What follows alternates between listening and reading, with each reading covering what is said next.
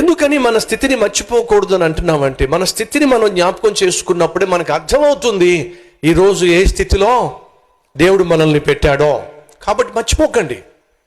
ఏ రాతి నుండి దేవుడు మనల్ని చెక్కాడో ఎప్పుడు మర్చిపోవద్దు. యెషయా గ్రంథము, నీతిని అనుసరించుచు యెహోవాను వెతకుచూ ఉండు వారులారా, నా మాట వినుడి.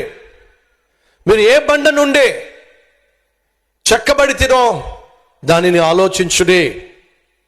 మీరు ఏ గుంట నుండి త్రవ్వబడితిరో దానిని ఆలోచించండి. మీరు ఏ చెక్కలో నుండి చెక్కబడ్డారో ఒకసారి ఆలోచించండి.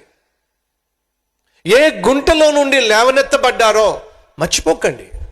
సో ఎప్పుడూ కూడా సంగమా, మన గతిని, మన స్థితిని మర్చిపోవద్దు.